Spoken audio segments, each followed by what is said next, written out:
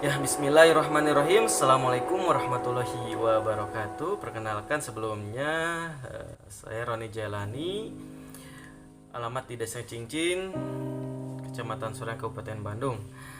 Kebetulan saya di sini bergerak dalam bidang pendidikan dan saya menjabat sekaligus juga sebagai Ketua Bimbingan Belajar, di mana saya akan menjelaskan kepada adik-adik sekalian tentang jalur masuk atau jalur utama, jalur istilahnya jalan tol atau jalur utama lah, intinya jalur utama apa? Jalur utama masuk perguruan tinggi negeri di Indonesia. Tentunya apa saja yang memang harus diketahui oleh para maba atau para calon mahasiswa yang sekarang mungkin duduk di bangku kelas 12. Tentunya para kalian kalian yang memang nanti akan berjuang menggapai cita-cita untuk masuk di perguruan tinggi negeri.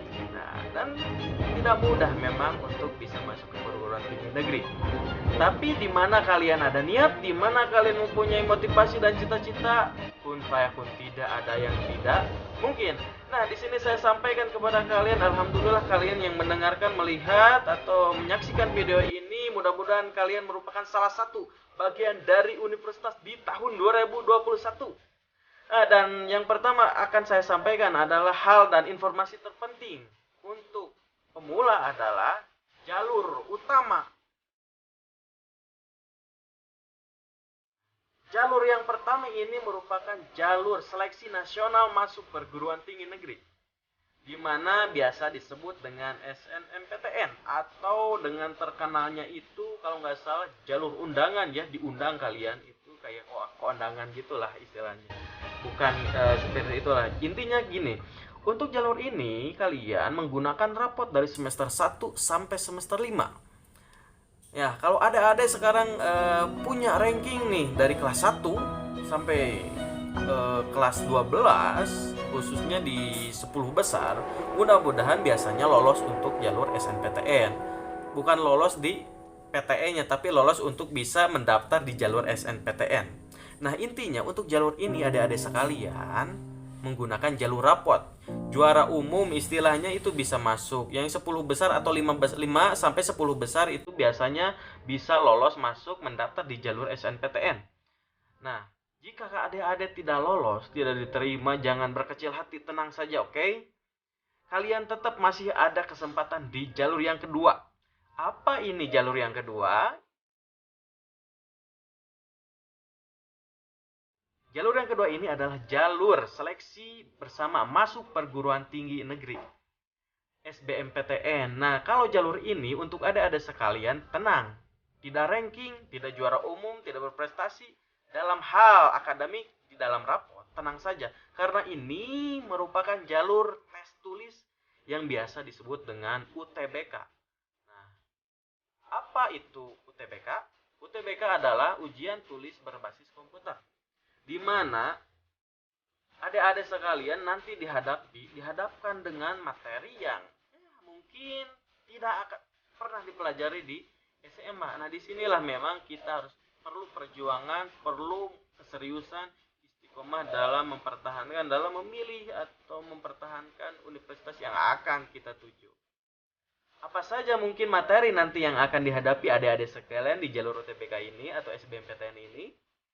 Yang pertama adalah TPA. Apa itu TPA? Nah, asing kan? Naon sih TPA gitunya? Cek Sunda nama kan ayo orang Soreang mah kieu Sundanya gitu sob. Ya pura-pura tahu padahal tidak tahu. Intinya TPA adalah tes potensi akademiknya. Bagi kalian sekarang duduk di bangku IPA atau duduk di bangku IPS, otomatis dihadapkan yang namanya TPA ini mengacu atau merujuk kepada adik-adik yang sekarang memilih di jalur IPA. Berarti contohnya saintek, ya, biasa disebut saintek. Kalau IPA, kalau saintek itu ada FIKIB, ya, fisika, kimia, biologi, matematika. Itu untuk TPA yang IPA. Dan untuk TPA yang IPS bagaimana, Kang? Atau dah bagaimana budak kenehnya panggil naonnya bebas, ya. Intinya untuk yang jalur sosum itu ada materi sejarah, ekonomi, geografi, dan Indonesia. Intinya ada 5 kalau tidak salah ya. Dan kemudian ada materi yang kedua ini yang memang istilahnya sangat asing di telinga kalian atau mungkin bahkan kalian baru mendengar. TKS, tes potensi skolastik, di mana tes ini atau materi ini merujuk kepada atau menuntut kita untuk lebih berpikir kritis secara logika, secara analisis hitungan, analisis data, analisis bacaan seperti penalaran umum, penalaran kuantitatif, istilahnya seperti itu. Itu jalur SBMPTN. Nah, memang kita harus mempelajari bagaimana sih kita mempelajari materi ini di mana, banyak sekali. Contohnya di bimbel-bimbel yang lain, apalagi di bimbingan belajar budi bakti, tenang saja kalian akan diarahkan, kalian akan dituntut, diajari betul-betul di bimbingan belajar budi bakti. Nah, seperti itu ya untuk jalur SBMPTN. Kalau kalian bingung atau caranya mempelajari materi-materi yang tadi saya sebutkan, materi TPA dan TPS, datanglah ke bimbingan belajar budi bakti. Istilahnya kita akan mempelajari betul-betul selama 7 bulan penuh. Dari mulai bulan September sampai bulan Maret kita akan belajar itu yang namanya SBMPTN. UTBK lewat. Dan alhamdulillah saya informasikan untuk adik-adik sekalian, tahun kemarin 2020 di bimbingan belajar budi bakti ini kurang lebih yang lolos 52 orang dari total siswa 56 orang, bro. Wow, berarti lolos hampir 95%. Dan yang tidak lolos itu hanya 4 orang, dan bukan tidak lolos, tapi memang masuk di swasta ya. Namun mudah-mudahan adik-adik bisa menyusul sekalian kakak tingkatnya yang sudah masuk di universitas. Ya, kita skip saja, langsung kita berbicara mengenai jalur yang ketiga ini. Ini jika adik-adik tidak masuk di jalur SNPTN, tidak masuk di jalur SBMPTN, sungguh terlalu etamanya. Tapi tenang saja, tenang. Nilai UTBK kalian nanti di SBMPTN yang tidak lolos bisa digunakan di jalur yang ketiga ini, yaitu jalur seleksi mandiri. Jalur seleksi mandiri ini biasanya diselenggarakan oleh langsung pihak universitas. Ya, memang untuk jalur ini agak mengocek biaya yang cukup mahal karena ujian yang langsung diselenggarakan oleh pihak universitas. Apa saja yang nanti akan ujiankan dari ujian mandiri, ya tentunya mengacu terhadap tadi nilai UTBK yang tadi digunakan SBMPTN. Jika tidak lulus digunakan oleh jalur mandiri, jadi bisa digunakan. Seperti untuk sekilas info mengenai jalur-jalur masuk, itu saja yang mungkin saya bisa sampaikan. Nanti saya akan share buat kembali lagi video lanjutan khusus untuk membahas jalur SNPTN saja ya.